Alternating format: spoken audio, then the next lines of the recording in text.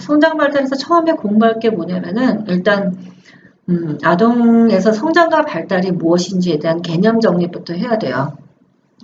여러분한테 먼저 얘기했던 것처럼 파란 색깔은 국시기출되었던 빈도수, 최고 숫자가 5까지밖에 없기 때문에 5라 그러면 아주 많이 기출했다고 보시면 될 것 같고요. 자, 일단 성장과 발달에서 볼 것이 뭐냐면 첫 번째가 개념 정의부터 봐야 돼요. 성장이 뭐고 발달이 뭐고 성숙이 무엇인지 국시에 나왔던 것들이에요. 성장은 세포수가 증가되는 양적 증가를 한다 의미를 하고 발달은 질적 증가를 의미를 한다. 그 다음에 성장 발달의 원래 이거 대학교 때 공부 많이 했었죠. 이거 국시에 엄청 많이 나오는 파트죠. 첫 번째 방향성이 있다. 머리에서 꼬리로, 중심에서 말초로, 단순해서 복잡으로, 전체에서 부분으로 발달을 한다. 그리고 성장 발달은 연속성이 있고요. 예측 가능하고 개인차가 있는 것을 볼 수 있고 또 상호 관련성이 있다는 얘기도 하죠. 복합적이고 상호 관련성이 있고 복합적이고 신체, 인지, 정서 등 상호 관련성이 있고요. 또 성장과 발달하는 결정적 시기라는 것이 있다고 얘기하죠. 민감한 시기가 있고 성장 속도와 또 거기다가 순서가 있는 것도 볼 수가 있다. 기출되었던 국시에서 정의하고 원리적인 내용이어서 그 같이 해서 봤고요. 성장과 발달에서 보면 이제 신체 기관별 성장 곡선이라는 게 여러분 교과서에 처음에 보면 나와요. 아동간호학 체계. 이게 국시에 기출되었던 문제인데요. 그래프가 이렇게 그려져 있어요. 성장 발달 곡선. 신체 기관별 성장 곡선. 거기에 나와 있는 게 뭐냐면 임파계, 신경계, 생식기계 이렇게 세 가지가 나와요. 곡선이 확 올라가는 게 이렇게 보일 거예요. 곡선을 우리가 공부했던 사람들은 이 곡선을 보고 이걸 이해하는 게 빠른데 곡선을 본 적이 없잖아요.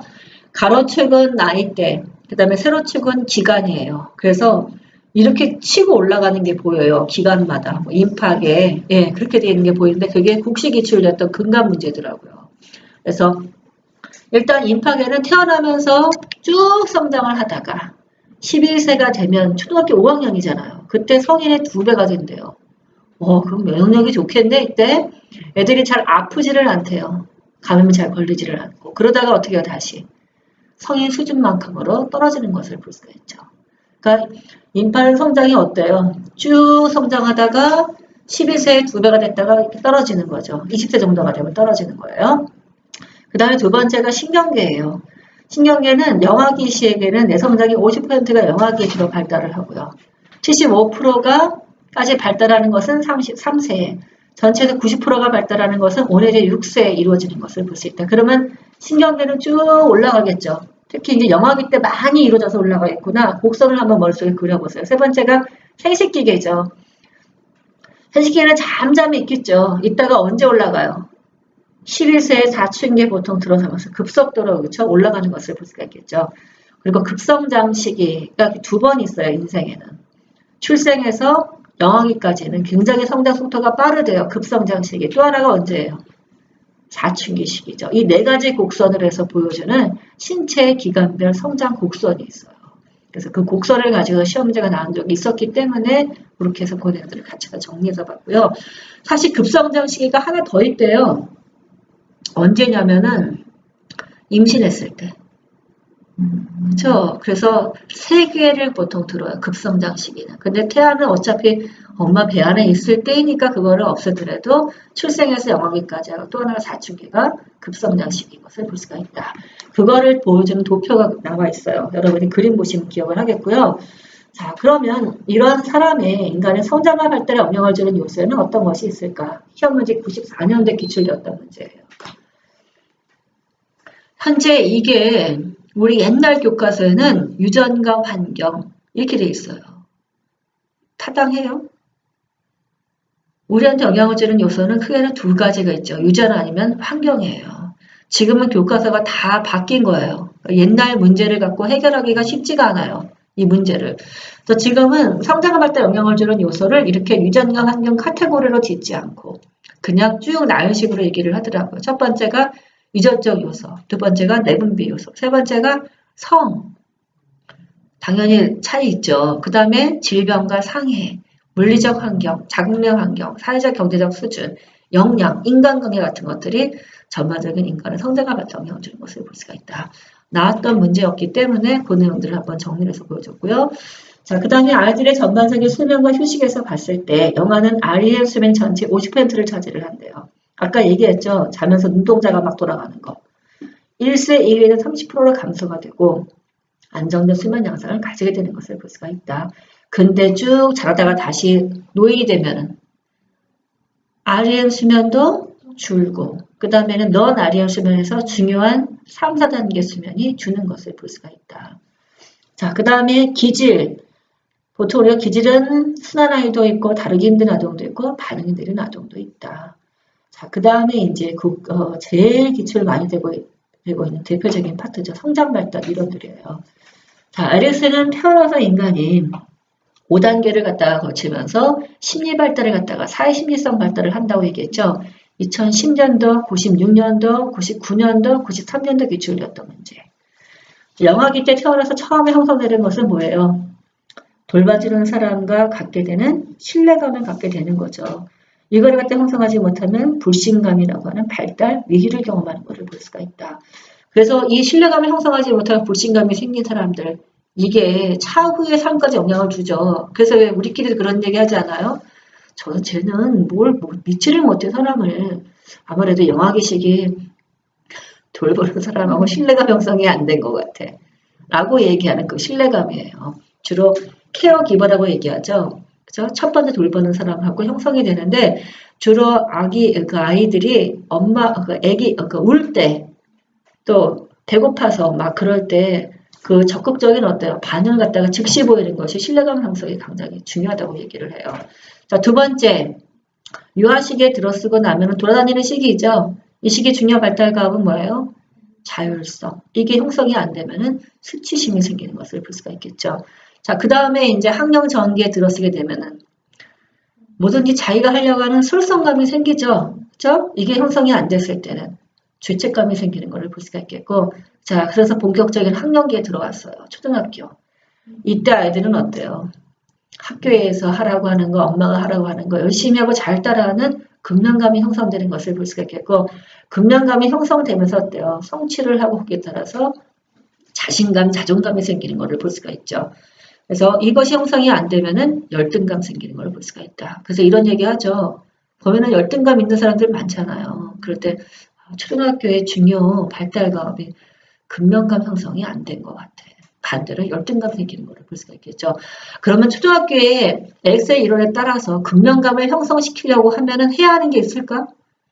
그냥 감정감이 형성되지는 않을 거 아니에요. 어떻게 하면 근면감 형성되는 데 도움을 줄 수 있어요?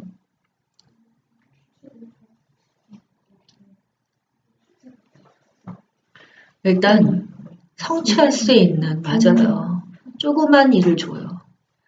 그래서 성취할 수 있는 일을 조그만씩 나눠줘가지고 그걸 통해서 어때요?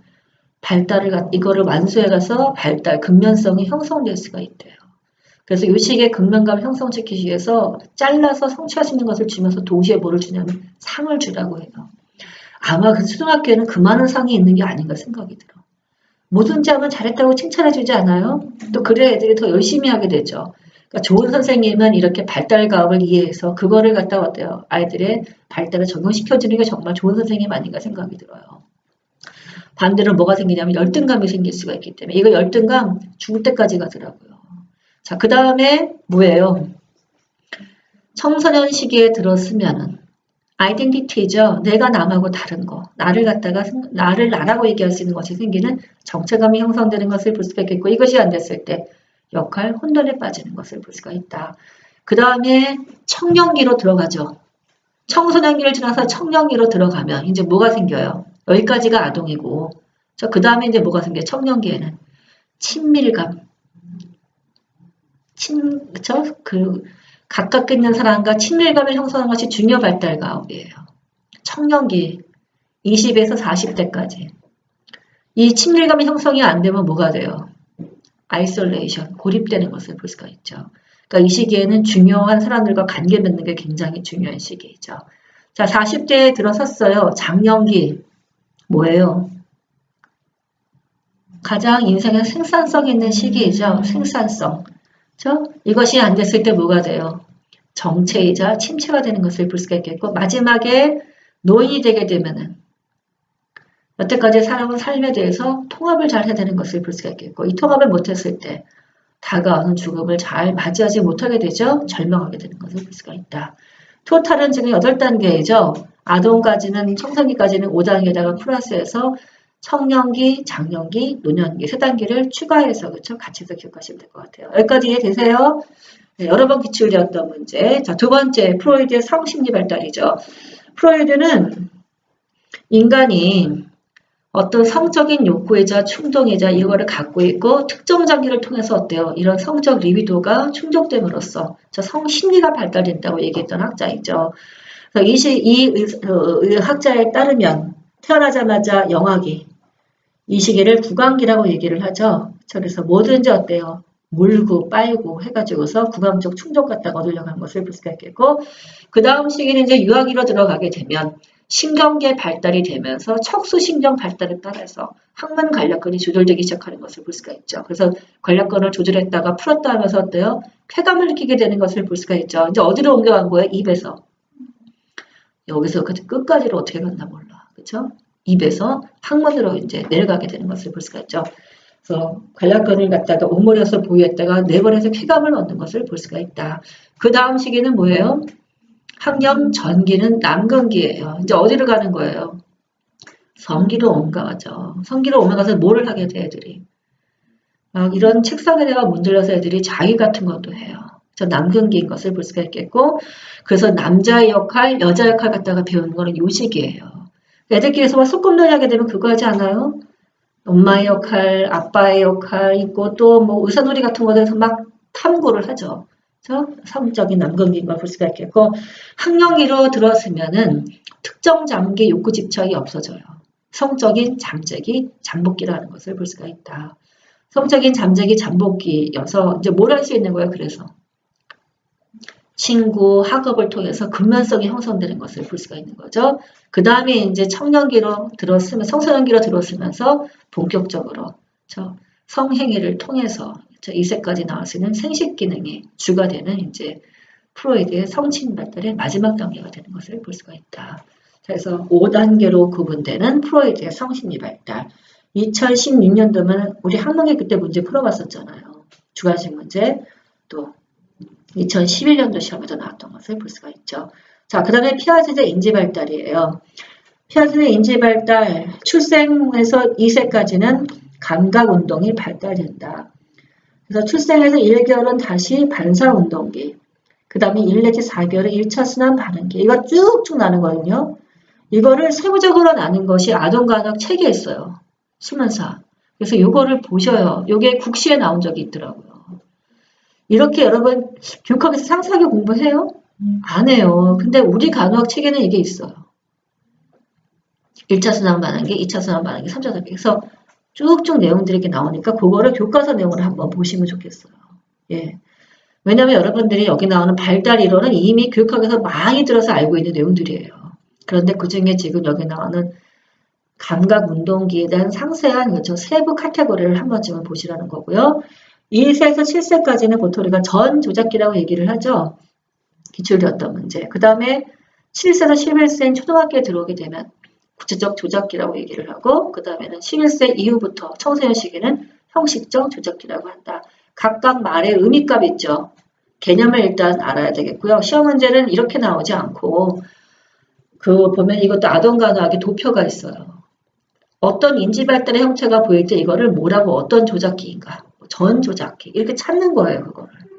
또 전 조작기나 구체적 조작기에 보면은 각각 용어들이 있어요. 뭐 상징어를 사용하라, 뭘 하다 이런 여러 가지 용어들이 있는데 시험 문제 나온 적이 있었어요. 그래서 그것들을 찾아서 여러분들이 공부하시면 될 것 같고요. 자, 그 다음에 콜버의 도덕 발달. 우리 아까 풀어봤죠? 인간이 만든 관습이 하나의 어때요? 도덕감이라고 생각하는 인습을 기준으로 삼아서 인습이 형성되기 전을 전인습기. 태어나서 7세까지 초등학교 들어오기 전까지는 보통 전인습기인 거예요. 그때는 0단계 아무것도 없는 것부터 시작을 해서 1단계 기출됐던 문제예요. 2008년도에. 그래서 1단계는 2 내지 3세 때인데 처벌과 복종, 때리면 혼나고 혼나기 때문에 안 때려요. 뭐 이렇게 해가지고 애들이 얘기하는 거는 어디에 해당되냐. 이런 문제가 나온 적이 있었어요. 질병은 죄에 대한 벌이에요. 때리면 혼나기 때문에 나는 안 때릴 거예요. 이런 말을 하는 거는 콜보 도덕 발달에서 어느 단계에 해당되는가. 어느 단계예요? 전 인스키의 1단계. 처벌과 복종의 단계인 것을 볼 수가 있다. 자, 그 다음에 2단계는 4세에서 7세까지예요. 상대적 쾌락기. 그 다음에 이제 초등학교에 들어오면은 인습이라는 것이 처음으로 이제 도덕 시간이 있어서 우리가 도덕이 뭔지를 알게 되죠. 이렇게 생각을 해봐요. 초등학교 전까지 도덕 시간이 있었나요? 그냥 뭐 착하게 살아요. 이렇게 뭘 해요. 뭘 하지 마세요라만 얘기를 했잖아요.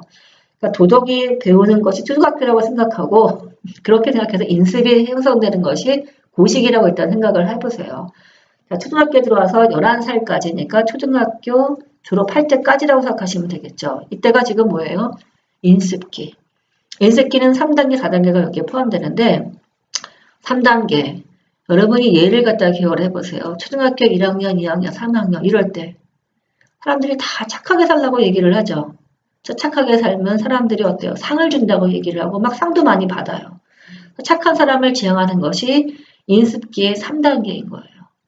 그 다음에 4단계로 들어서게 되면은 법, 사회, 질서, 권위 이런 걸 갖다가 어때요? 존중하고 그거를 따르도록 하는 것은 지금 무슨 단계냐면은 4단계로 들어선 거예요.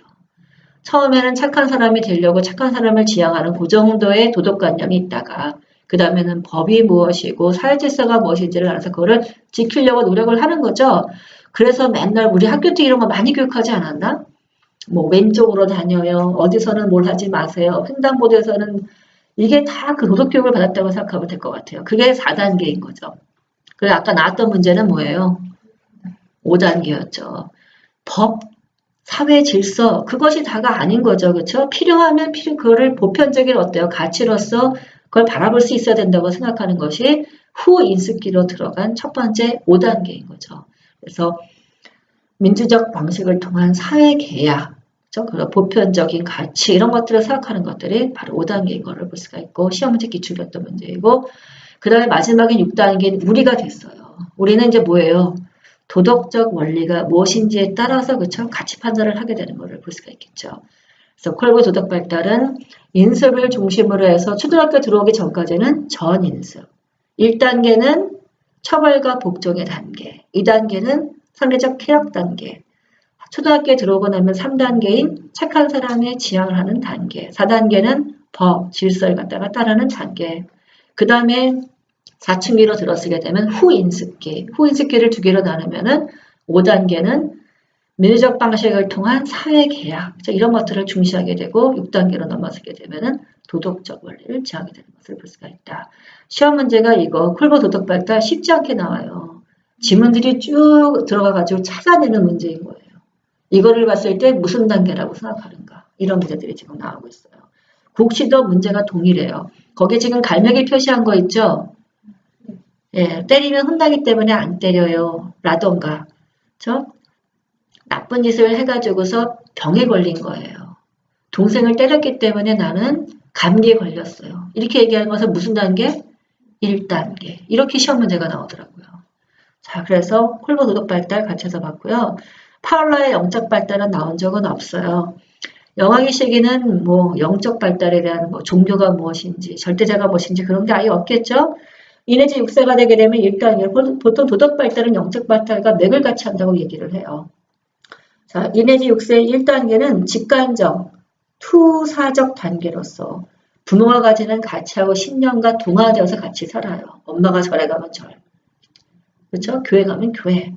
그래서 직관적으로 어때요? 신이 존재한다고 그냥 느끼는 단계가 1단계인 것을 볼 수 있죠.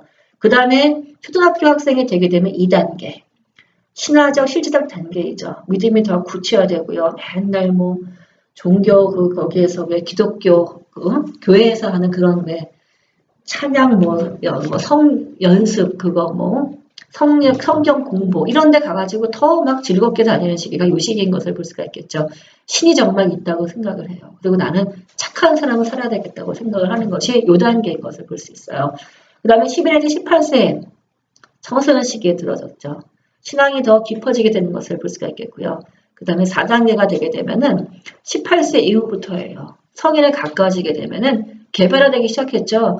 아무리 내가 착한 일을 하고 잘해도 나한테 그만한 보답이 주어지지 않아요. 그러니까 신이 없는 것 같다는 생각도 하는 거죠. 즉 개별화하면서 생각을 하겠고 반사적 단계에서 종교에 대한 비판적 또는 다른 종교를 또 찾게 되는 것도 볼 수가 있다. 그래서 파울러의 영적 발달도 도덕 발달하고 매결같이도 기억하시면 될 것 같아요. 그 다음에 여기까지가 지금 우리가 공부해야 되는 대표적인 5가지 이론이라고 보시면 돼요. 첫 번째가 에릭슨의 심리 발달. 제일 많이 나온 것 같아요. 시험 문제가. 그 다음에 프로이드의 성 발달. 근간이 2016년도에 나왔었고, 그 다음에 피아젯의 인지 발달. 2011년도가 마지막 문제였었고요. 콜버그 도덕 발달 2011년, 2013년도 아까 풀어봤던 문제. 저에게 나왔던 거를 볼 수가 있고요. 파울러 영적 발달 아직 나오지는 않았던 문제였죠. 자, 성장과 발달 여기까지 봤고 그 다음에 애착 넘어가서 볼게요. 우리 애착 지난번에 봤었죠. 정의했었고 애착 관련된 이론들이 쭉 있어요.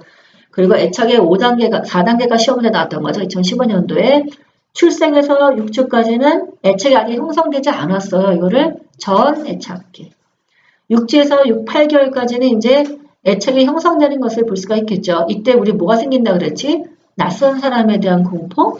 그렇죠. 이런 게 생긴다고 얘기를 했었고 8개에서 18개월까지는 분리불안 생긴다는 얘기를 했었죠. 애착이 형성됐기 때문에 그렇겠고요.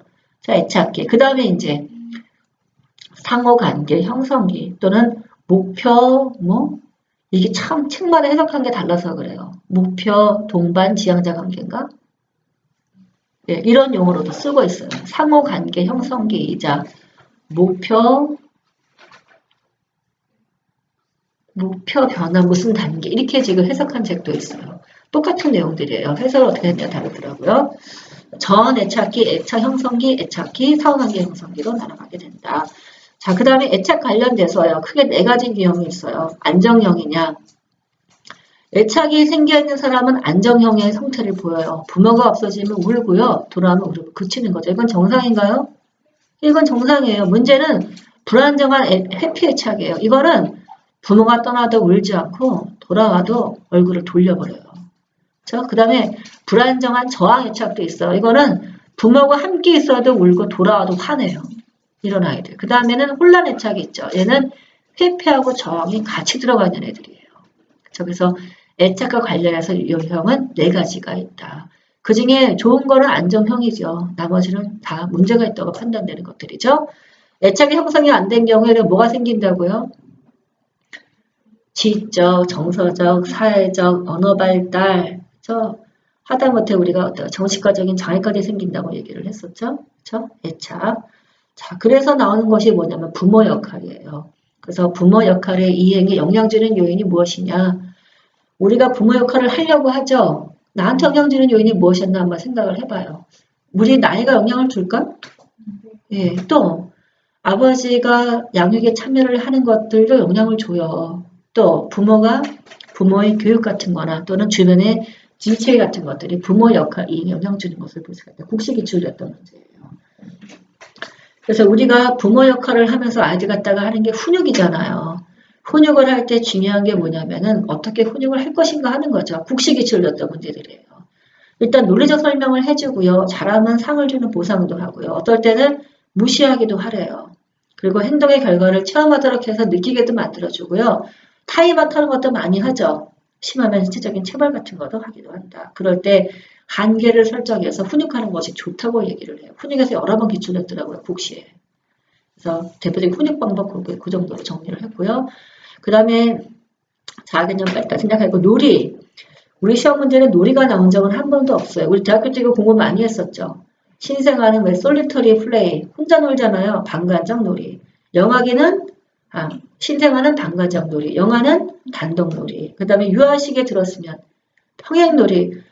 유아기 애들은 같이 노는 것 같은데 어때요? 혼자 놀아요. 그러니까 평행 놀이라고 얘기를 하죠. 그 다음에 학령 전기에 들었으면 연합놀이, 학동기에 들었으면 협동놀이 하는 것을 볼 수가 있다. 이 시험 문제가 국시에서 이게 나오더라고요. 그 다음에 아동기의 스트레스에 대해서 애들은 대처를 하거나 두려움을 느낀다. 그다음에는 아동이 잘 발달되는가 알아보기 위해서 아동과 의사소통을 잘해야 되겠죠. 우리는 시험 문제에 나온 적이 없는데요. 국시에는 아동과 의사소통을 어떻게 할 것인가 하는 것이 상당히 많이 나오더라고요. 요거는 여러분 교과서에 들어가면은 수문사 책에 나와 있어요.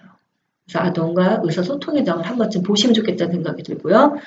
자, 아동이 있을 때 우리가 머리에서 발끝까지 사정을 하죠. 사정을 할 때 특히 병원이라고 한다면 통증에 대한 사정을 하는 것을 볼 수가 있겠죠. 통증에 대한 사정 2012년도 시험 문제에 나왔던 문제예요. 객관식으로. 자, 신생아 영아 같은 경우는 크리스나 컴포트 행동 척도나 FLACC 척도 갖다가 활용을 한다. 3세 이상 아이는 얼굴을 보면 알 수 있다고 하죠. 안면 통증 사정법. 해가지고 왜 교과서 보면 이거 그림 있어요. 뭐 스마일 했냐, 찡그렸냐 이런 것들 나오는 거 안면 통증 사정 척도가 있고 그 다음에는 우처법, 그 다음에 포카칩 해가지고서 3세 이상 아이를 대상으로 통증 사정을 하는 것을 볼 수 있고요.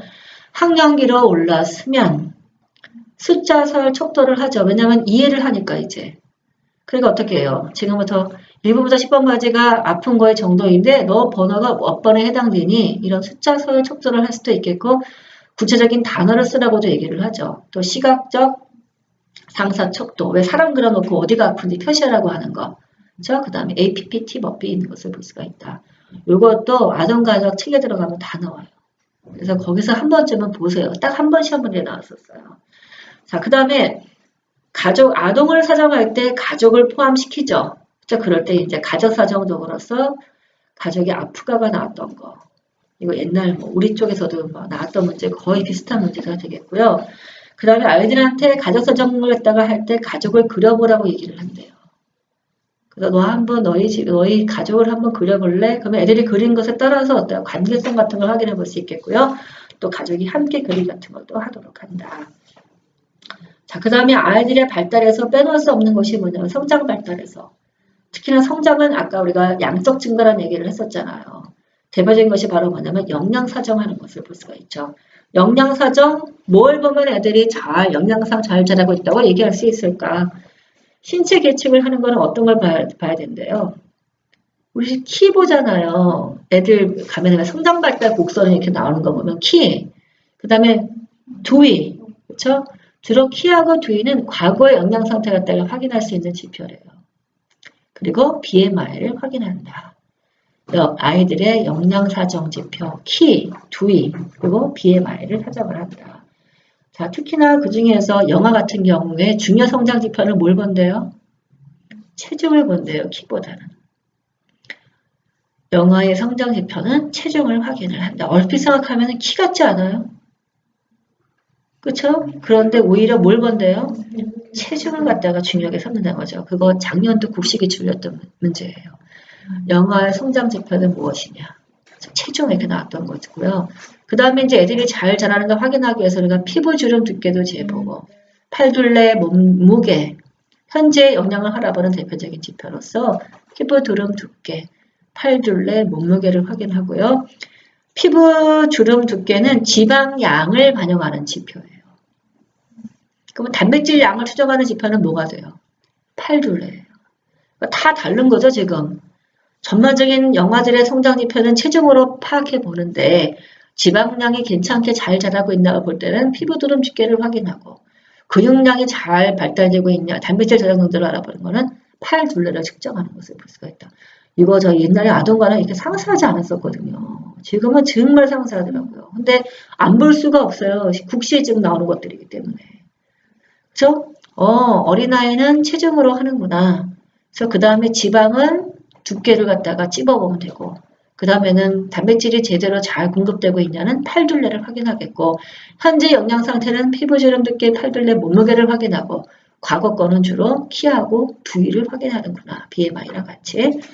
자, 그 생각학적 분석은 이제 병원에서 하는 각종 검사들이 되겠죠.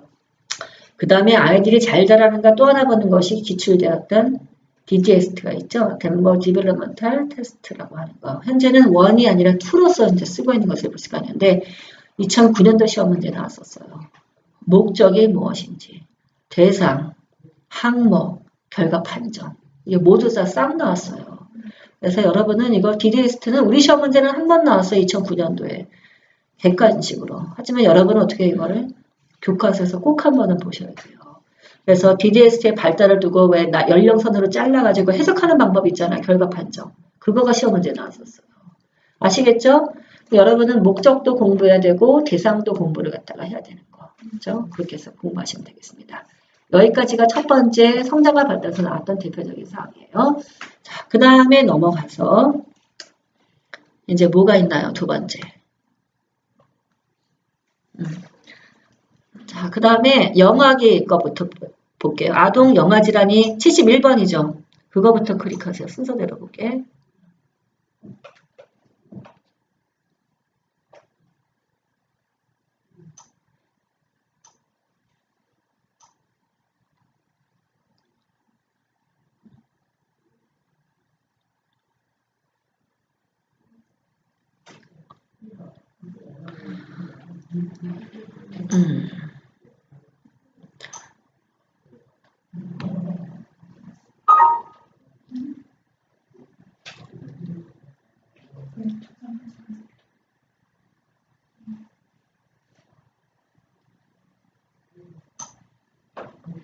자, 영아 질환 그 다음에 이제 뭐냐면 발달 시기에 따라서 우리 아동과학이 공부하기 참 애매하게 되는 게 뭐냐면 우리는 성인은 왜 계통별로 공부하잖아요. 호흡기, 내분비 이렇게.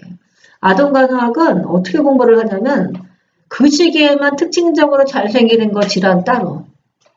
그래서 아동기에, 영아기에 생기는 질환, 유아기에 생기는 질환 이게 따로따로 있어요. 그래서 일단 질환을 먼저 훑으면 영아기에 생기는 대표적인 질환이 뭐가 있어요? 비타민 결핍증이 생긴대요. 그래서 A 야맹증, 그 다음에는 B1이 부족하면 각기병, B12가 부족하면 악성균열, C가 부족하면 계열병, 그룹병은 바이타민 D가 부족한 거죠. 유치 발생이 늦어지는 이유는 주로 그룹병 때문에 그렇대요. 이게 국시에 나오더라고요. 자, 그 다음에는 단백질이 부족할 수도 있겠죠. 카시오카 질환, 94년도 우리 시험 문제 한 번 나왔던 걸로 볼 수가 있겠고요. 단백질 부족증. 그 다음엔 콜릭이라고 하는 산통이 생길 수도 있죠. 애들 왜 맘만 먹다 보면 왜 배 아파서 대굴대굴 구르는 경우도 있잖아요. 산통. 국시에는 이게 나왔고요. 그 다음엔 아토피성 피부염, 대표적인 영아성 질환이죠. 우리가 영아습진이라고 얘기를 하죠. 아토피성 피부염은 2012년도, 2009년도에 각각 나왔던 걸 볼 수 있어요. 원인, 증상, 진단기준, 간호, 중재까지 해서 시험 문제가 배점 굉장히 크게 나왔던 문제였었어요. 그 다음에 영아 돌연사 가끔 요즘도 나오죠. 영아 돌연사. 그래서 국시에도 시험 문제가 한 번 나왔던 걸 볼 수가 있다. 자, 아동을 훑고 나면 그 다음에는 당연히 유아하고 학령 전기 질환으로 들어가야 되겠죠. 그냥 순서대로 보세요.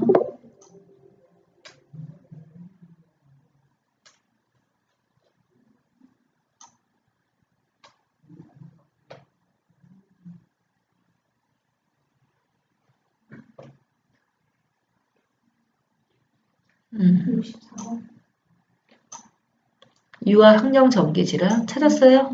예.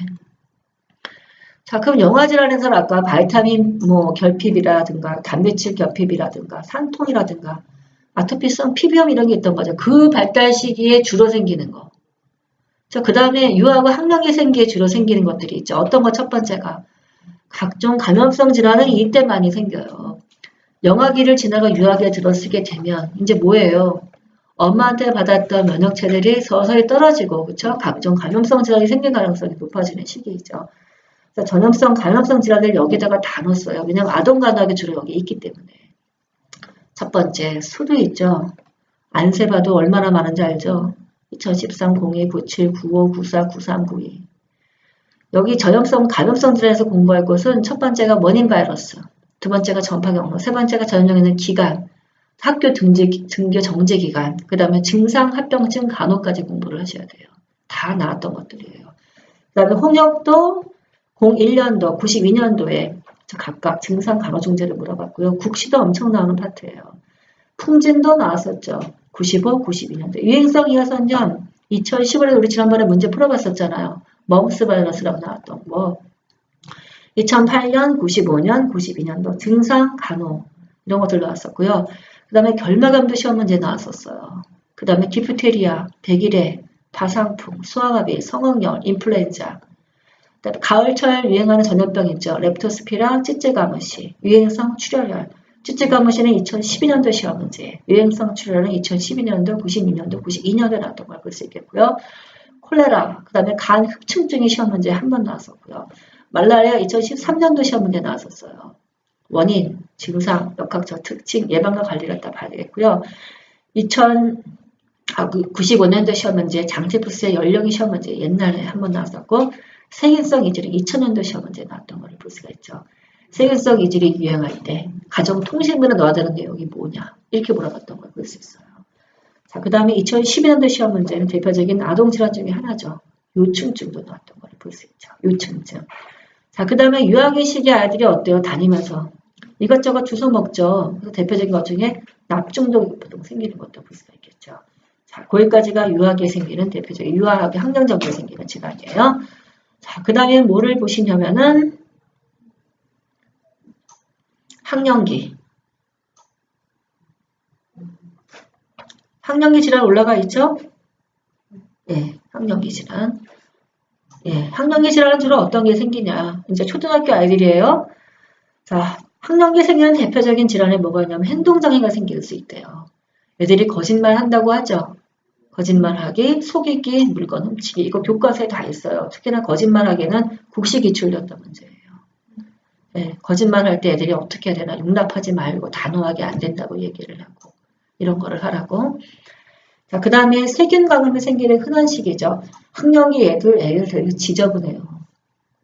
저 나와가지고 활동이 많고 손 안 닦고 막 이러잖아요. 그러면서 이제 왜냐면 학령기나 유아기나 학령 전기까지는 엄마의 컨트롤 안에 있죠. 그러니까 엄마가 맨날 뭐 씻어주고 뭐 해주고 모욕시켜주지만 학령기 들어서게 되면 어때요?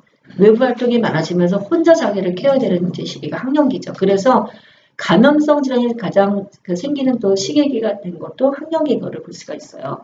그래서 세균 감염 많이 생기죠. 여러분 교과서에 보면은 학령기에 이 세균 감염, 바이러스 감염, 진균 감염, 기생충 감염이 다 들어가 있어요. 그래서 세균 감염 어떤 거 생긴대요?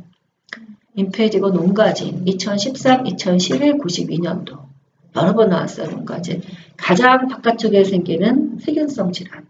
그 다음에 털나는 그 가운데 생기는 모낭염 96년도 시험에 나왔던 걸 볼 수 있고 더 들어가면은 조직이 생길 수가 있겠죠. 연조직염 일명은 봉화진염이라고 하는 거. 2013년도 시험 문제 이제 아동간호학으로서 시험 문제가 한번 나왔었어요. 봉화진염. 그 다음에 포에스라는 질환도 있고요. 그 다음에 세균만 염증을 일으키는 게 아니라 염증성 질환, 바이러스성 감염도 잘 생겨요. 대표적인 질환이 뭐가 하냐면 와트, 사마귀, 파퍼라 바이러스 때문에 생기는 거를 볼 수가 있죠. 그죠? 양성 종양 같은 거. 그 다음에는 대상포진도 시험 문제 2013년도, 92년도에 나왔던 걸 볼 수 있죠. 대상포진 시험 문제에 나오고 또 굉장히 많이 도는 질환 중에 하나이죠. 그죠? 그 다음에 단순포진도 시험 문제 나왔던 걸 볼 수가 있고요. 진균 감염으로는 머리에 생기는 두부백선. 어린이 탈모, 원형 탈모의 중요한 원인을 들어라. 두부백선하고 또 하나가 스트레스예요. 그래서 두부백선증이 생기면 원형 탈모증이 생긴대요. 그래서 오두둑이라는 걸 여기다 조사하면 여기에 푸른 색깔로 변한대요. 그럼 곰팡이가 있구나 하고 확인해 볼 수 있다고 하죠. 그 다음에 몸에 생기는 체부백선. 우리 지난번에 이거 그림 봤죠? 도장박. 발에 생기는 무좀이 있는 거를 볼 수가 있겠고요. 그 다음에 기생충 질환도 이때 많이 생기죠. 기초열이었던 2011년도, 93년도 기초열이었던 옴이요. 옴. 이도 나왔죠. 2011년도 시험 문제. 옴, 이. 다 객관식에 나왔던 걸 볼 수 있고 요 시기는 나가서 어때요? 아이들하고 같이 어울려 놀고 학업을 성취하는 이런 시기죠. 정신사회적 문제가 정말 많이 발생하는 시기이기도 하더라고요. 여러분이 아마 학교에서 많이 봤을 거예요. 시험 문제 여러 번 기출되었던 ADHD 있죠. 주의력 결핍, 과잉행동 증후군. 이 정신사회적 문제를 우리는 다 어디 가서 공부를 하냐면은 정신과 가서 공부를 하는 거예요. 왜냐하면 아동간호학 책만 갖고는 부족해요. 그래서 그 다음에 학습장애도 시험 문제 나왔었어요. 읽기장애, 그 다음에 틱장애, 뚜렛장애, 그 다음에는 학교 공포증, 반복되는 복통 이런 것들이 다 학령의 대표적인 정신사적 문제라고 들어가 있어요. 교과서에. 이해되세요? 왜 그렇지? 친구하고의 경쟁에서 생기는 스트레스, 또 자회, 과도한 더 얘기 안 할게요. 하여튼. 치아 문제가 이 시기에 주로 생기죠. 위치가 빠지고 연구치가 발화되는 것. 그쵸. 그래서 이제 우식증이 주로 생길 수가 있겠죠. 2009년도 98년도에 기출되어서 우식증의 발생 기전을 물어본 적도 있었어요. 근데 지금은 치아 문제는 잘 안 나오는 것 같아요. 근시도 잘 안 나오는 것 같아요. 옛날에 그렇게 중요 건강 문제라고 했던 것들이 이제 부정기업 생길 수가 있고 91년도 시험 문제에 다래끼가 나왔던 걸 볼 수가 있죠. 다래끼. 여기까지가 지금 대표적인 학령기 시기예요. 학령기 그러니까 아이들 손닦기를 정말 잘 시켜야 되는 것 같아요. 그래서 이 손을 가지고 또 눈을 부비잖아요. 그렇죠? 자, 그 다음에 이제 청소년 시기로 들어가요.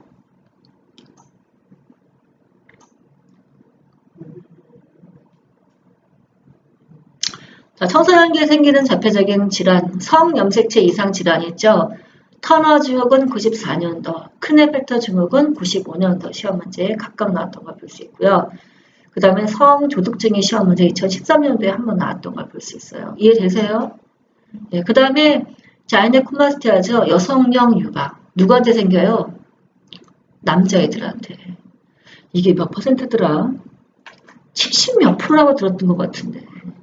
그렇게 많대요. 사춘기에 들어서게 되면은 남자애들이 남자 호르몬만 분비되는 게 아니라 부신에서 여성 호르몬이 많이 분비되면서 갑자기 유방이 막 올라온대요. 그러면 이제 막 걱정이 되겠죠? 그래서 보건실을 방문을 하는 거예요, 이런 아이들이. 여성형 유방. 그럼 이제 우리는 뭐라고 얘기를 해줘야 돼요? 그래.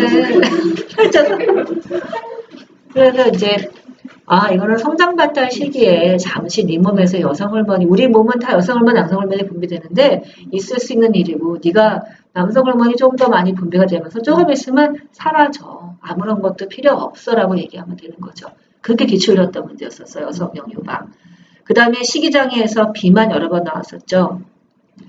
신경성 식욕 부진증, 항진증 다 지금 기출되고 있죠. 이 시기에 생긴 대표적인 식이장애예요. 그 다음에는 아크네, 여드름 생기죠. 그쵸? 그 다음에는 약물, 중독, 자살 이런 것들이 주로 청소년기 질환으로서 아동간호학책에 나와 있는 것을 볼 수 있어요. 이렇게 봐야지 그 시기에 중요 질환들이 보이기 때문에 일단 그렇게 한번 정리를 했고요. 자, 그리고 다시 어디를 보시냐면은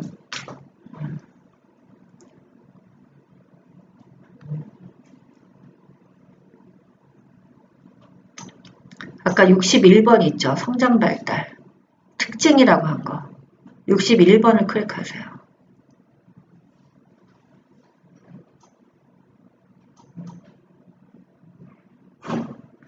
자, 이거는 알다시피 신생아는 우리가 따로 해서 공부를 했었고요. 이제 영아부터 시작해서 청소년 시기까지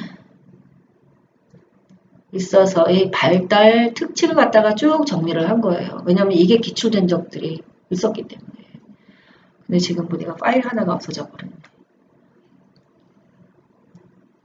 일단 영화부터 보도록 할게요.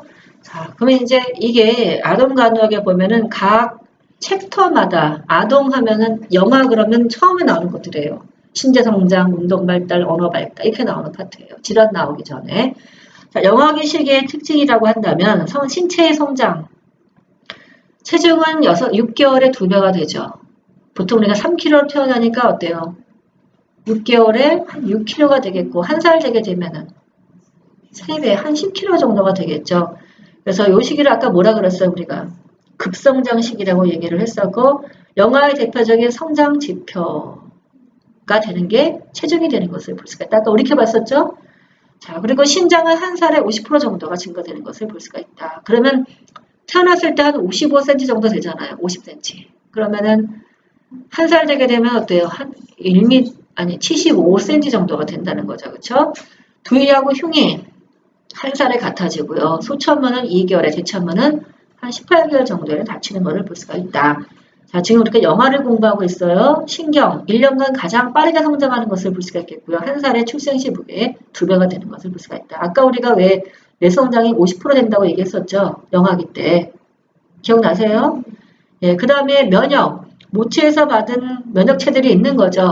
태반을 통해서는 G, 모유수를 통해서는 A를 갖다가 받았겠고요. 눈, 4개월이나 6개월까지는 저 양안시가 되는 것을 사시이다가 양안시가 되는 것을 볼 수 있다. 4개월에는 양안시 정도가 되는 것을 볼 수가 있다. 사물을 볼 때 두 눈을 갖다가 보고 동시에 기능하는 거죠. 그게 2009년도 시험때 나왔던 걸 볼 수 있어요. 자, 그 다음에 애들의 영아의 운동 발달 6개월에서 7개월 등 쪽에서 배쪽으로 뒤집는다. 기어다닌다. 8개월 어깨손가락으로 물건을 잡는다. 10개월 가구를 잡고 쓴다. 12개월 지절로 걸어다닌다. 자, 그리고 선다. 시험 문제 이제 94년도 여기 나왔던 걸 볼 수 있고요. 너무 상세하게는 안 했어요. 그냥 국시에지로 나오는 굵직굵직한 정도로만 정리를 했고요. 언어 발달 1개월 되면 애들이 어때요? 아주 귀여운 옹알이를 하죠. 그리고 소셜 스마일을 짓죠. 좋아서 짓는 게 아니라 그냥 얼굴을 보고 웃으니까 같이 따라 웃는 거래요. 그걸 소셜 스마일이라고 얘기를 하고 12개월 엄마 아빠를 바라는 거를 볼 수가 있다. 그 다음에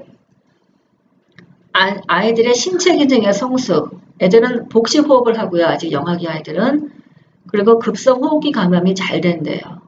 생리적 빈혈이 생겨 있는 시기고요. 웅류 같은 게 생길 수가 있겠고. 이게 애들이 왜 우유 먹고 나면은 몽글 이렇게 뭉쳐져 나오는 것이 아마 음유가 아닌가 생각이 들어요. 그리고 아이들이 아직은 간이 미성숙하고요. 탈수가 잘 발생을 한대요. 그래서 세포 외기 비율이 높고 아까 우리가 뭐라 그랬어요? 우리는 세포 내기 40%, 세포 외기 20%였었잖아요. 근데 지금 얘네들은 어때요? 세포 외기 비율이 높아요. 그리고 아직까지 신장 구조가 미성숙하죠. 자, 이런 신체의 특징을 갖고 있는 것을 볼 수가 있다. 96년도 기출이었던 문제예요. 자, 그 다음에 영아기는 발달 이론에서 AX는 신뢰감 대 불신감, 그렇죠? 그리고 구강기라고 얘기했었고 감각, 운동기인 것을 볼 수가 있다. 피해제 인지 발달 곡이 다시 쭉 해서 보여주고 있어요. 출생에서 태어나서 1개월까지는 반사 운동기죠. 즉 반사를 통해서 생존을 하고 환경에 적응하죠. 애들이 밀어내는 반사는 왜 생긴대요? 아, 참 신기해 애들. 독극물. 나쁜 거는 내보내는 밀어내는 반사가 저절로 생기는데 그게 언제 없어지냐면 6개월에 없어져요. 그러니까 쭈쭈는 엄마 쭈쭈는 빨아먹고 모유수유 그 수유하는 건 빨아먹는데 다른 거는 밀어내는 반사가 있는 거예요. 그리고 여기다가 이렇게 젖을 대면 어때요? 이거를 찾는다고 얘기하죠. 고개를 돌리는 루틴 리플렉스가 있다 얘기를 하잖아요. 그러면서 자기가 그게 아니라고 생각되면 밀어내는 거예요. 근데 이게 언제 없어지냐면 6개월에 없어진대요. 그래서 그때부터 뭐를 할 수 있냐면은 이유를 시작할 수 있는 거죠. 참 발달이 보면은 아주 놀라워요. 그러니까 이거는 생존인 거예요. 생존.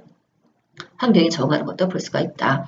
자, 이러한 그 다음에 1개월에서 4개월까지는 1차 순환 반응기. 우연히 배운 행동을 반복하려고 애쓰죠. 여기 있던 걸 여기다가 넘겼더니 재밌어요. 그래서 계속 이걸 넘기죠. 우연히 배운 행동을 반복하려고 애쓰게 되고 목적 없이 운동을 하죠. 그리고 4개월에서 8개월까지는 2차 순환 반응기. 의도적 행동을 하기 시작을 해요. 대상 영속성 개념이 이제 생기게 되는 것을 볼 수가 있죠. 그래서 어때요? 낯선 사람이 있으면 울고 자기가 있는 사람을 찾으려고 하고 그런 걸 이제 이해를 하게 되겠고 깍꿍놀이 그래서 하는 거죠. 이렇게 왜 보였다가 깍꿍 하잖아요. 예, 이게 지금 뭐냐면은 대상 영속성 개념이 있다는 것을 이해하기 때문인 걸 볼 수 있겠고 4단계 2차 도식 협응기 새로운 상황에 적응하기 시작하는 걸 볼 수 있고 다시 3단계로 구분하는 것을 볼 수가 있다. 정신적 표상기 이런 거 용어가 다 시험 문제에 나오더구만. 국시에. 아까 우리 애착 공부했었죠? 영아기 시기의 대표적인 거 애착이 형성되면 생기는 거 분리불안과 낯가림 증상이 생기는 걸 볼 수 있어요. 분리불안과 낯가림. 그래서 애들이 분리불안과 낯가림이 생겼다 그러면 우리는 뭐라고 생각을 해야 돼요? 정상 발달을 하고 있는 거. 얘는 애착이 형성되어 있는 아이라고 보여야 되겠죠. 이런 분리불안과 낯가림이 없으면 AI는 어때요? 애착이 형성되지를 않았다고 바라볼 수 있다는 것이 굉장히 중요하대요. 그래서 올해 기출이었던 작년에 기출이었던 국시 문제예요. 낯가림과 분리불안, 낯가림과 분리불안. 그 다음에 이유식 선택과 준비를 하는 게 또 국시에 나오더라고요. 뭘 먼저 줘야 돼요? 쌀 같은 곡분을 먼저 주래요. 야채, 과일 이런 거 말고. 그 이유는 뭐 때문에 그래요? 철분 공급 때문에 그렇다고 나오더라고요. 시험 문제. 그래서 이유식하는 걸 우리가 이해를 해야 되겠고요. 그래서 왜 이유식할 때 그런 거 있죠. 두 가지를 같이 두지 말라고. 맛을 분별을 해야 되고 뭐 그리고 한 가지를 하나씩 차례대로 순서대로 주도록 하는 거. 그래서 이유식 순서도 여러분들은 받으셔야 되겠고요. 자, 치아 관리를 하죠. 유치가 나기 시작하면서 구강간호 시작을 해줘야 되겠고요. 예방접종 해주고 놀이는 단독 놀이하는 거를 볼 수가 있다. 자, 그 다음에 이제 유아기로 들어서요. 유아기로 들어서면 신체의 성장. 2살이 되면 성인 키의 2분의 1이 된대요. 성인 키의 2분의 1. 얼마가 되는 거예요, 그럼? 한 80은 되겠다. 80에서 90은 되겠다. 80 정도는 되겠네, 그쵸? 그리고 시력이 어느 정도가 된대요.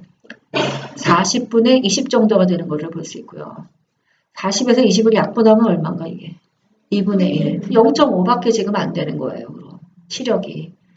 그리고 발가락 간지럼증이 생기는 게 특징이래요, 애들이. 이게 신경 발달이 돼서 그렇대요. 감각이 발달하고. 그러니까 애들이 발바닥이 간질간질하다 그러면 아 제대로 성장하고 있구나 생각하면 되겠고요. 성장복도가 전반적으로 만만해지겠고요. 키가 커지고 애들이 야위어지고요. 배가 불뚝이 모양 튀어나오고 맛에 대한 선호도가 생기는 것도 볼 수 있죠. 아유 이럴 때 아주 얄밉죠. 뭐 요거는 맛있고 요거는 맛이 없어서 그렇죠. 애들이 막 가려먹게 되고 운동 발달 3세에 한 발씩 교대로 계단 내려가기가 가능하고 3발 자전거 3살 그 다음에 18개월 혼자서 옷을 벗게 되는 것도 볼 수 있다. 언어 발달 유아가 지금 몇 살에서 몇 살까지예요? 1살에서 한 4살까지라고 바라보나? 4살? 몇 살까지예요? 만 5세까지. 그 5세에서 6세, 7세 전까지가 지금 학령 정기잖아요. 4세, 5세, 4세까지 정도는 보는 것 같다. 그렇죠? 그래서 언어 발달 보통 초기에는 두 내지 세 단어로 문장을 만들다가 3세가 되게 되면 세 내지 네 단어로 문장을 만든다. 3, 3하고 엮으세요. 2, 2하고 엮고. 그러면 2살에는 두세 단어, 3살에는 3단계로 문장을 만들 수가 있다. 자, 신체 기능이 성숙해서 2세까지 척수의 유수화로 2009년도 기출이었던 문제예요. 자세 조절이 가능해지는 것을 볼 수 있고요. 2세 말이 되면 75%로 내가 성장을 하고요. 75% 성장하고 호흡기 감염이 이제 덜 생긴대요. 영아기 때보다. 그리고 목 내부 구조가 귀의 목 내부 구조가 짧아지고 고다지는 것을 볼 수가 있다. 그래서 중이염, 편도염, 상기도 감염이 호발할 수가 있겠고 복식호흡은 아직도 지속되고 있대요. 소화 과정이 완전하고요. 하지가 길어진 특징도 갖고 있죠. 하지가 길어지니까 이제 어때요? 다리가 훌쩍해서 이제 좀 길어 보이는 거죠. 하지가 길어지고 소화 과정이 완전해지고요. 체온 조절이 잘 되고 임무글로빈 G는 2세 말에 성인 수준만큼 올라가는 것을 볼 수가 있다. 발달 이론에서는 다 안 봐도 되죠? 다 시험 문제 많이 나왔던 거 2016년도, 2008년도 저 기출이었던 것들이고 그 다음에 피아제 전 조작기, 보존 개념, 중심화, 물알론, 자기 중심성 다 기출이었던 문제들이에요. 2009년, 8년도에. 이 시기에 주니어 발달급은 자율성이라는 얘기를 했었죠. 그래서 자율성을 추구하기 때문에 애들이 생기는 게 뭐가 있어요? 네거티비즘, 거부증이 생긴다고 얘기를 하죠. 뭐든지 할래? 그러면 싫어, 안 해. 이런 거 있잖아요. 자아가 발달되기 때문에 그렇대요. 그래서 뭐가 생겨요? 자율성이 형성되는 것을 볼 수 있다고 하죠. 그래서 건방지다고 생각하지 말고 애들이 자아를 갖다가 존중하래요. 이거를. 그래서 그리고 애들이 뭐가 생기냐면은 의식주의가 생겨요. 자기 나름대로 뭐가 생기냐면 아침에 일어나게 되면 이불을 예쁘게 개놓고 가서 치과 포카를 한 다음에 어디를 가서 뭐를 하고 자기 나름대로 순서가 생긴다고 얘기를 하죠. 이거를 깨지 말라고 얘기를 하죠. 그래서 유아 아이들이 병원에 입원할 때 가장 많이 타격을 입는 것이 여기 지금 의식주의가 안 되기 때문에 스트레스를 많이 받는데요. 그래서 그거를 형성한 거를 존중하라고 얘기를 하더라고요. 기출을 했던 복시 문제들이 그런 게 나오더라고요. 자, 그 다음에 아이들이 싫어, 왜, 싫어, 안 돼라고 얘기할 때 우리가 생각할 수 있는 것이 뭐냐? 아, 자율성이 생겼구나. 복시 기출이었던 문제예요. 그렇게 시험 문제가 역으로 이렇게 나와요. 뭘 보면은 자율성이 있다고 얘기할 수 있을까? 뭘 보면 얘는 애착이 형성된 아이라고 얘기할 수 있을까? 그래서 이 시기에 중요했던 발달상 문제가 생기는 건 뭐예요? 여러 번 기출됐던 퇴행이 생기는 것도 볼 수 있죠. 스트레스가 있을 때 이전 발달 단계 행동을 보이는 거죠. 우리는 뭐를 해요? 무시하라. 너무 어텐션을 보이면 강화됩니다. 무시하는 것이 없겠고 2012년도 2007년도도 시험 되기 줄였던 문제예요. 태해. 그래서 유아기를 데리고서 훈육을 이제 또 열심히 해야 되겠죠. 아까 한계 설정, 훈육하는 방법 설명했었고요. 요 시기에 자기가 자율성도 생기고 그 다음에는 자아가 형성이 됐어요. 생기는 대표적인 바로 문제가 뭐냐면 분노 발작이에요. 이것도 여러 번 기출됐던 거죠. 우리도 시험에 나왔었어요. 2007년도에. 동의심 주장을 표현하는 거예요. 그래서 이렇게 애들이 막 분노 발작할 때는 어떻게 해요? 옆에서 기다리고 무시하고 화내지 않고 저 타임아웃 시키는 방법도 적용해보고 분노 발작하지 않으면 이제 칭찬해주고 다른 방법도 설명해주고요. 근데 이런 분노 발작은 유아기에 국한되는 것을 볼 수가 있다.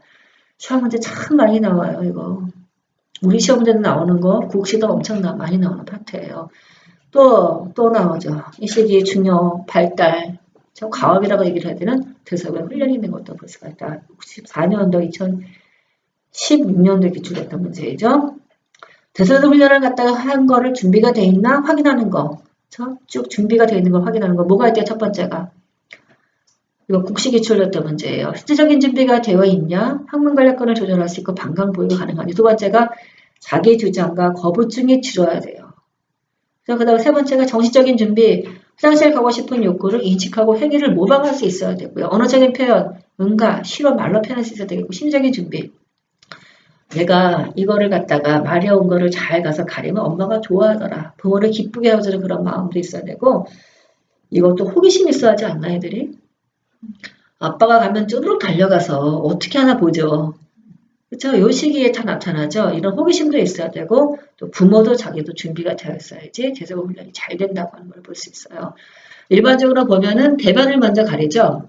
18개월에 대변을 가리고 30개월의 낮 동안에 소변을 가리고 37개월의 밤에 소변을 가리는 걸 볼 수 있다.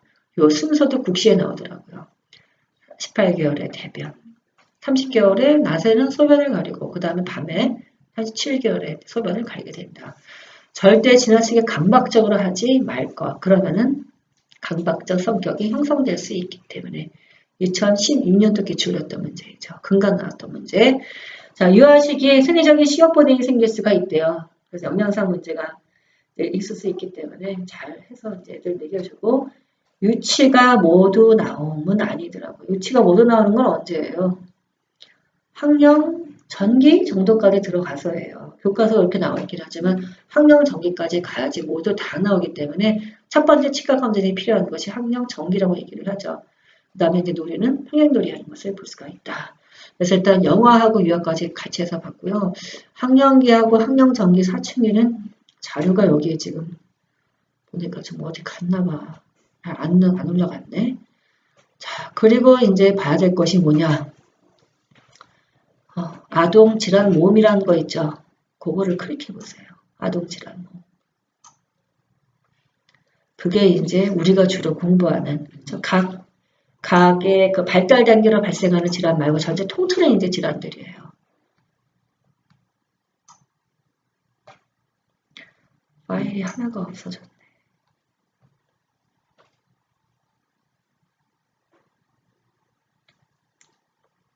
자, 아동 질환 분류까지 보고서 끝내도록 할게요.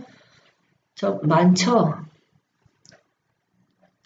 자, 일단 첫 번째, 아동 그 간호학에서 나오는 것이 첫 번째 체액과 전해질 불균형. 체액과 전해질 불균형, 뭐 수분 불균형, 나타난 체액 불균형.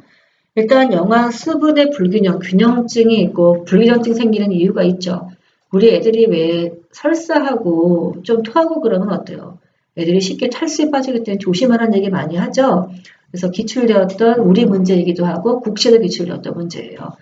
영아의 수분 균형이 성인하고 다른 점이 뭐냐? 첫 번째, 몸무게에 비해서 체표 면적이 넓어서. 그렇죠? 두 번째가 아까 세포 외액 비율이 높다고 얘기했죠. 세 번째가 우리보다 기초대사율이 높아요. 어린아이들이. 그 다음 네 번째가 아직 신장이 요를 만들고 농축하는 걸 제대로 못해서 그냥 배설을 해버려요. 마지막으로 수분 요구량이 우리보다 많대요.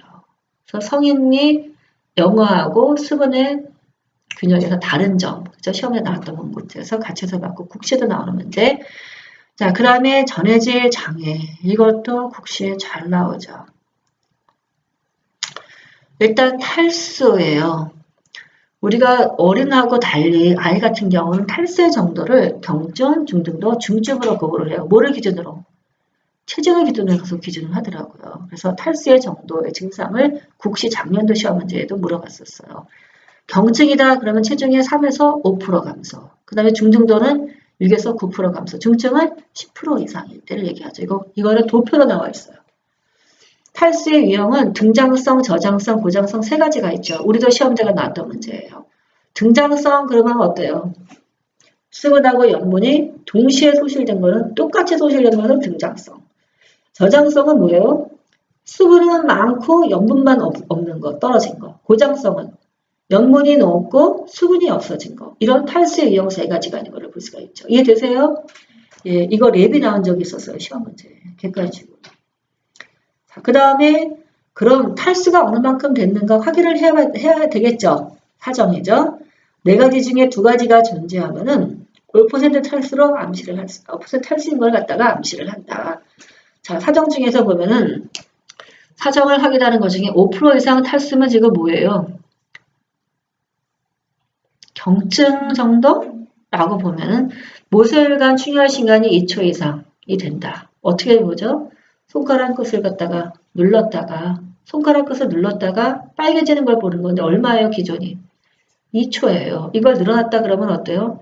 탈수로 볼 수가 있겠고요. 왜냐하면 순환이 제대로 안 된다는 거죠. 수분이 부족하기 때문에. 또 하나가 눈물이 나오지 않는데요. 또 전망을 들여다보면 건조증이 있고 또 애들이 아파 보이는 표정이 있대요. 이 중에 네 가지 중에 두 가지가 존재하면은 보통 우리가 5% 정도의 탈수가 있다고 의심할 수가 있다. 교과서에 나오는 내용들이에요. 탈수에 대한 간호증제는 아까 우리 봤죠? 사정을 하고 경구나 비경구로 수분 섭취를 권장해주고 구강 간호도 해주고 또 뭐가 있었어요? 아까.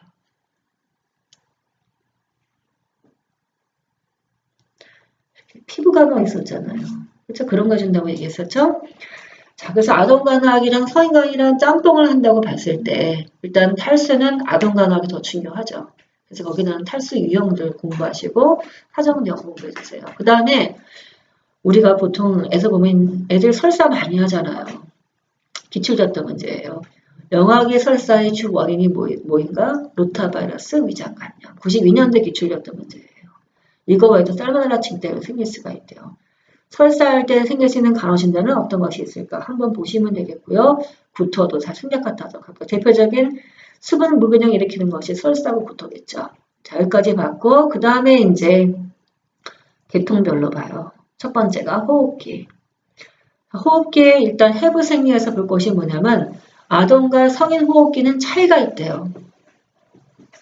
어떤 차이가 있냐? 첫 번째, 애들은 기도 직경이 작아서 점막 부종이나 분비물 증가 시 기도 폐쇄나 허탈 가능성이 상당히 높대요. 이해되세요? 두 번째, 애들은 코로 호흡을 해요. 그런데 지금 호흡기 감염증이 생기면 어때요? 코로 호흡을 못하니까 애들 되게 힘들어요. 애들은 뭐 한다고요? 코로만 호흡을 한대요. 비강 호흡을 한대요. 그래서 애들이 쉽게 또 코가 건조해지는 것도 그런 이유라고 보시면 되겠죠. 세 번째, 기도 직경이 작아지면 기도 저항이 증가되겠고요. 페퍼의 표면적이 넓지 않아서 호흡기 질병에 걸리면 가스 교환을 감당하는 능력이 떨어지게 된대요. 5세까지는 애들은 또 뭐래요? 횡격막, 복식호흡하는 특징을 갖고 있고요. 또 애들은 흉벽이 부드럽고 유연해서 호흡곤란이 생기면 어떻게 해요? 흉골하고 늑간근이 함몰되죠. 그래서 이거 보면은 왜 애들 그림 나오면은 호흡곤란이 생겼을 때 생기는 여기 늑간근의 견축이라고 있어요. 그러니까 쑥 들어간대요. 흉골하, 늑간근이 함몰되는 것을 볼 수가 있다. 흉벽이 부드럽고 유연하기 때문에 생기는 증상이 있다. 어른은 이런 거 없어요. 그래서 견축 생기고 그 다음에 체중에 비해 세포면적이 넓어서 열 손실이 많고 대사율이 높아서 산소 소모량도 많은 것을 볼 수가 있다. 아동과 성인 호흡기의 차이점, 교과서 용도를 정리해봤고요. 그래서 호흡기에 보면 대표적인 방어기전들이 있죠. 오히려 아동간호학책이 옛날 성인만큼 잘 됐더라고요. 해부생리고 공부하기에. 이게 상세한 내용들 옛날에는 없었거든요. 자, 호흡기의 방어기는 우리 지난번에 공부할 때 뭐가 있었어요?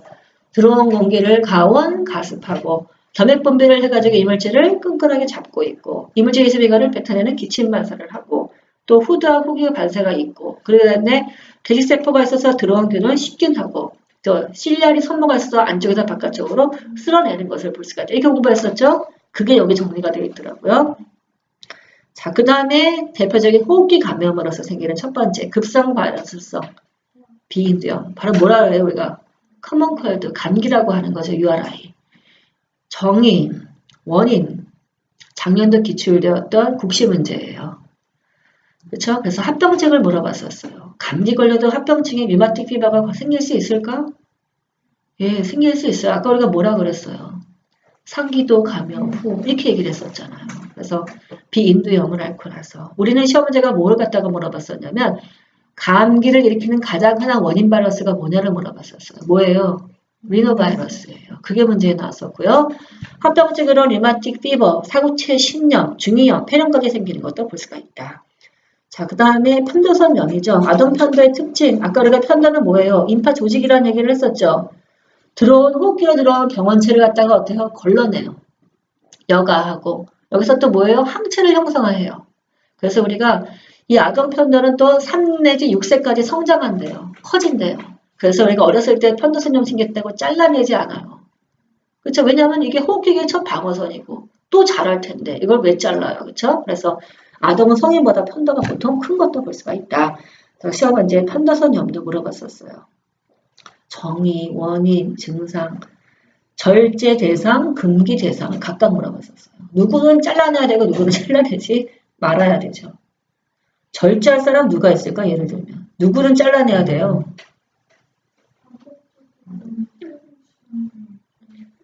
반복적으로 감염증이 생길 때 또 그것 때문에 너무 커져갖고 호흡곤란증이 있을 때 그 다음에 우리가 디프테리아 걸리면요 걔는 만성 보균자 형태로 우리 몸에 남는데요. 주로 어디 남냐면 편도에 남는데요. 디프테리아 만성 보균자일 때 이런 사람들은 어떻게 해줘야 돼요?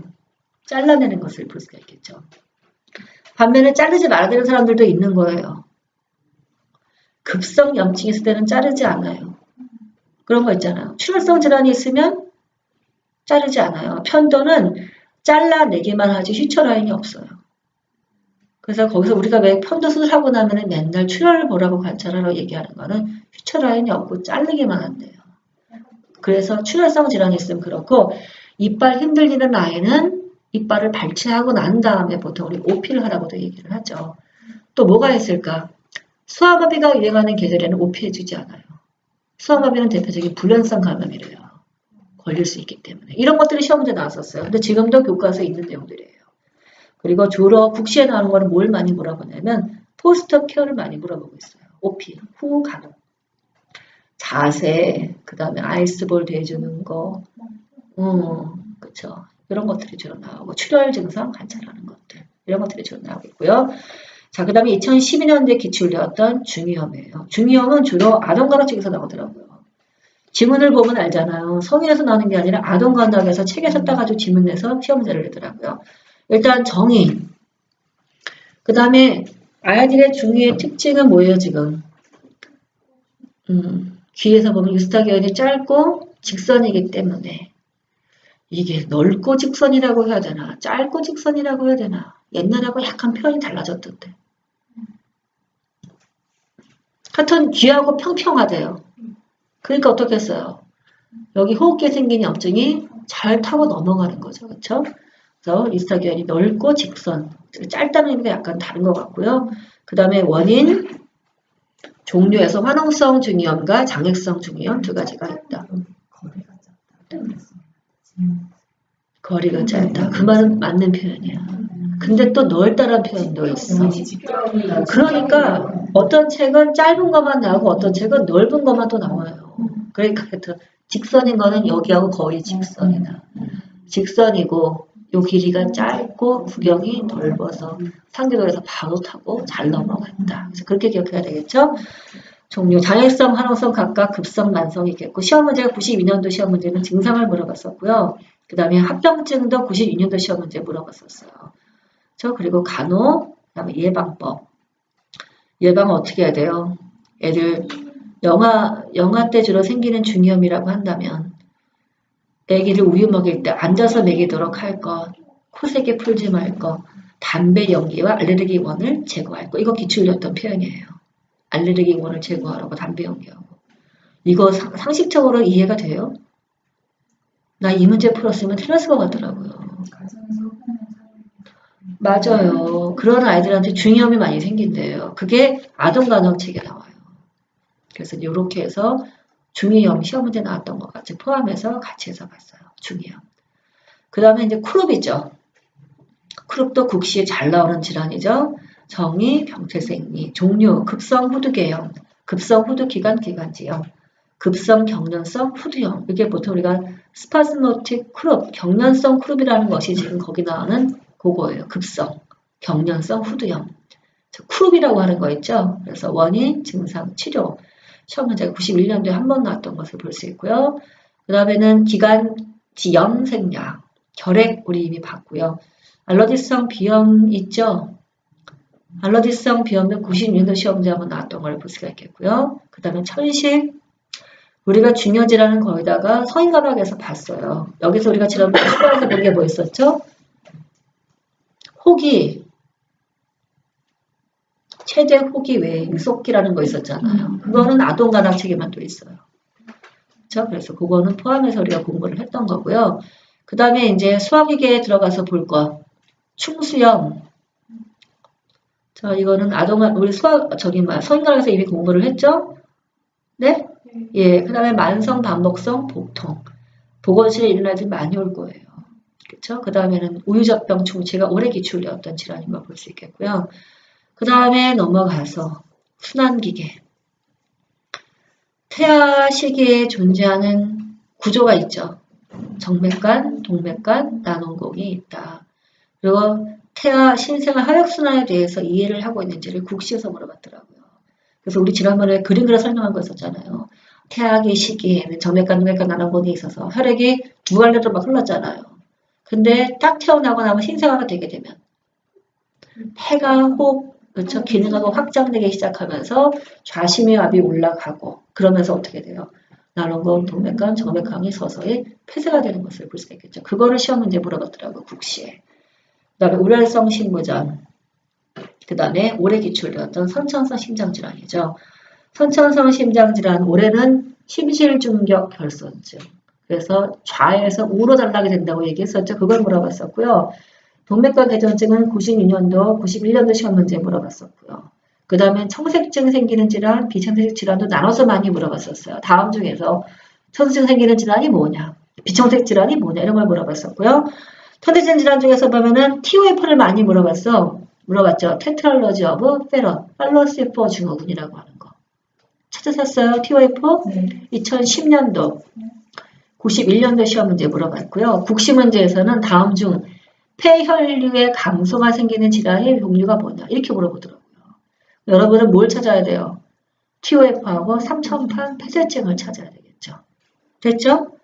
자, 그래서 그런 분류를 물어봤고 2007년도 시험 문제는 주관식으로 선천성 심장질환이 있는 아이들 간호 중재를 물어봤었어요. 자, 그 다음에 국시에서는 무산소성 발작 시에 치료를 갖다가 어떻게 하는지 알고 있는가를 물어봤었어요. 블루스피라고 얘기하죠. 애들이 갑자기 새파래지면서 넘어지는 거. 이때는 쪼그려 앉고 있도록 한다. 이런 것들 있죠. 이런 것들이 시험 문제에 나왔던 그 국시에 나오는 것들이에요. 자, 그 다음에 대표적인 순환기 질환 중에서 아까 우리가 봤었던 류마틱 피버가 있었죠. 원인, 병태생리. 그 다음에 증상, 아까 다 나눠서 봤죠. 진단, 간호. 예방에서 1차 예방, 2차 예방까지 공부를 해야 돼요. 그 다음에 2012년도에 기출했던 대표적인 심장질환이에요. 아주 메이저 질환 중에 하나죠. 가와사키 질환. 정말 흔치는 않은 질환인데도 시험 문제가 2012년도에 객관식으로 진단 기준을 알고 있는 걸 물어봤어요. 정의, 원인, 병태생리, 증상. 진단 기준은 열하고 5가지 증상이 있어야지만 진단할 수 있어요. 그러니까 5가지 증상 뭐냐.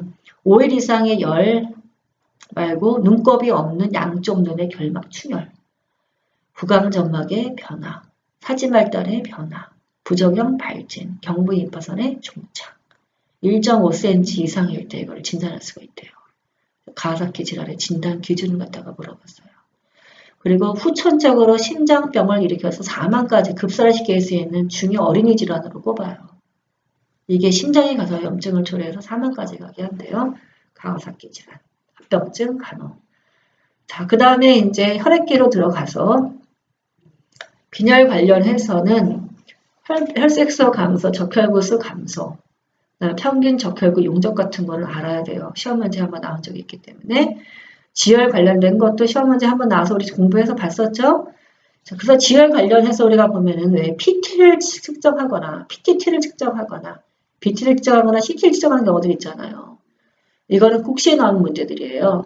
PT는 프로스트럼빈의 활동, 트럼빈이랑 섬유서원으로 전환하는 데 필요한 요인을 확인하는 것이 PT이고, PTT는 파셜 스럼버플라스틴 타임이죠. 내적 응고 인자에 따라 달라지는 프로스트럼빈의 활동을 측정하는 것은 PTT. BT는 혈소판 응집과 혈관 수축에 따라 출혈이 멈추는 시간을 측정한 것은 BT라고 얘기를 하고, CT는 혈액 내 응계가 형성되는 데 걸리는 시간을 CT라고 하는 것을 볼 수가 있죠. 지혈 관련된 이런 용어들 국시에 나오기 때문에. 자, 그래서 빈혈이에요. 자, 빈혈. 일단 생기는 원인, RBC가 부족한 게 빈혈이죠. 그 원인은 태아 시기에 누적한 철을 출생을 5내지 6개월이면 다 소모를 해요. 그래서 우리가 임신 후반기에 우리가 먹는 철은 뇌를 위한 철이 아니라 아기를 위한 철이라고 얘기를 했었죠. 그게 아기의 간에 가서 누적됐다가 태어나고 나서 어때요? 모유 수유를 하고 인공수유를 하는 동안에는 철을 공급하지 못해요. 먹어도 흡수를 하지 못하기 때문에. 그래서 그때 다 소모되거나 하면 그 이후부터 어때 이제 철분결핍성, 빈혈이 생기는 걸 볼 수 있고, 또 하나가 분유 수유하는 영아한테 흔한 것을 볼 수가 있죠. 원인. 그래서 철분결핍성 빈혈의 시험 문제 거기 나온 적이 있었어요. 모유 수유하고 그때 하여튼 모유 수유하면서 이렇게 문제가 한번 나왔을 거예요. 객관식에. 철분결핍성 빈혈에 그래서 거기에 철분제제 투여할 때 간호 중재 2009년도하고 98년도 시험 문제 나왔던 걸 볼 수 있고요. 겸상적혈구성 빈혈 2014년도 시험 문제 나왔었고요. 재생불량성 빈혈 95년도 시험 문제 나왔었고, 악성 빈혈 96년도 시험 문제 나왔던 걸 볼 수가 있죠. 빈혈증이 돌아가면서 나온다고 생각하시면 될 것 같아요. 자, 그 다음에 혈우병 2016년도, 96년도, 2007년도에 가까워 나왔던 걸 볼 수 있고, 작년도에도 혈우병이 증상을 물어봤던 걸 볼 수 있어요. 보통 혈우병은 랩에서 봤을 때 PTT가 지연되는 것을 볼 수가 있다. 자, 그 다음에 아나필라시스 양 자반증도 시험 문제에 한 번 기출됐던 적이 있었죠. 일명 알레르기성 자반증 또는 HS 자반증을 얘기를 하죠. 2008년도. 증상에서 침범되는 중요 기관을 물어봤고요. 증상별, 기관별 증상, 관절, 복부, 신장 이런 증상들을 알고 있는 거 물어봤었어요. 2008년도 주관식 기출이었던 문제였었어요. 자, 그 다음에 종양에서는요. 윌리엄스 튀면은 우리 쪽에 나온 적은 없어요. 종양 쪽에서 나오는 거는 백혈병 하나인데 그것도 아주 오래전에 나왔었어요. 백혈병. 그래서 ALL이 가장 많다. 이런 거 국시에 나왔다 문제. 그리고 구강간호 같은 문제를 물어봤었고요. 2013년도에 백혈병 환자 랩 데이터 같은 거 보여주면서 시험 문제가 한번 나온 적이 있었어요. 분간 문제 중에서는. 그 다음에 신경계에서 보게 되면 내막염. 우리 지난번에 봤었죠. 커닉 사인, 브로지키 사인. 2014년, 2007, 91년도 기출이었던 거. 98년도도 나왔던 걸 볼 수 있겠고요. 라이징어건 93년도에 나왔던 걸 볼 수 있죠. 일명 아스피린 종이라고 하는 거. 그 다음에 94년도, 96년도에 열성 경련 발작 물어봤었어요. 자, 그 다음에는 내분비계로 들어가게 되면은 성조숙증 2013년도에 시험 문제 한번 물어봤죠. 진성, 완전한 거고, 가성은 불완전이라고 얘기를 하는데, 가성인 불완전은 성성호르몬 분泌자극이 없고, 이차상증 발현은 된 거를 갖다가 우리가 가성성 조숙증이라는 얘기를 하죠. 그래서 조숙증 공부를 하셔야 되고요. 외서증이자 저신장증이자 성장호르몬 결핍증. 우리 지난번에 봤었죠. 2014년도에 시험에 나왔던 걸 볼 수 있고요. 비뇨기계에서는 급성사구체 신염. 그래서 2007년도, 98년도, 2011년도 시험 문제 나왔어요. 3번. 우리가 아마 그 사춘기 시기나 학령기 시기에 들어서 생긴 대표적인 신장 질환들일 거예요. 급성사구체 신염이랑 또 하나가 네프로틱 신드롬이죠. 네프로틱 신드롬도 사구체 신염 마냥 2013년도, 95년도 시험 문제에 물어봤던 걸 볼 수가 있죠. 두 가지 질환은 비뇨기과에서 꼭 공부를 하셔야 돼요. 자, 그 다음에 근골격계에서 봐야 되는 건 아까 봤었죠. 척추 침방증 10도 이상 만곡된 거라고. 증상, 합병증, 사정 방법.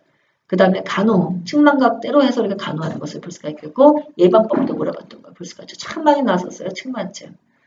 그 다음에 골수염은 나온 적은 없고요. 소아 리우마티성 관절염도 따로 나온 적은 있네요. 여기 2008년도 시험 문제에 한 번 나왔던 걸 볼 수 있어요.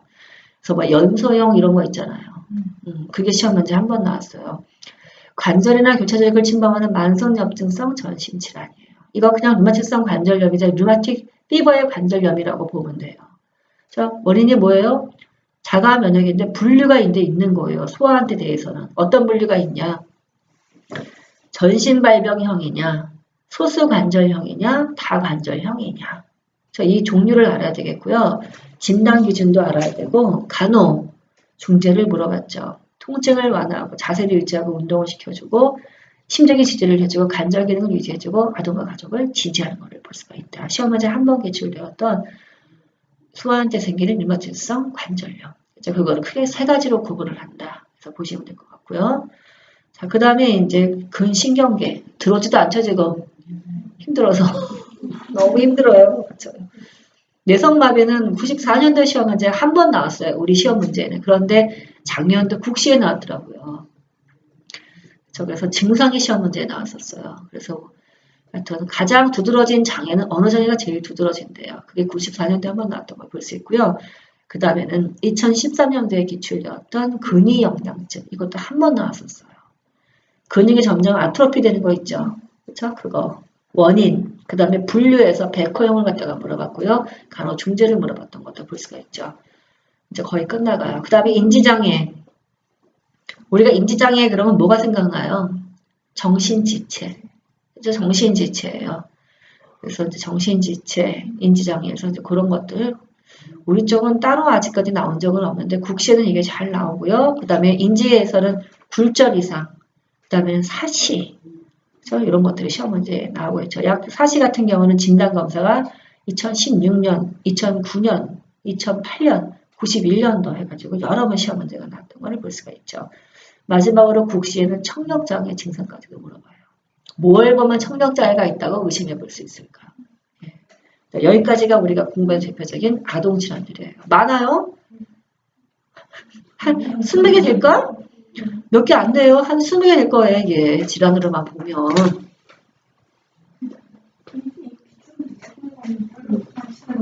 그러니까 외형이 어차피 많지. 그렇죠? 자, 여기까지 해서 아동 질환 모음까지 가죠.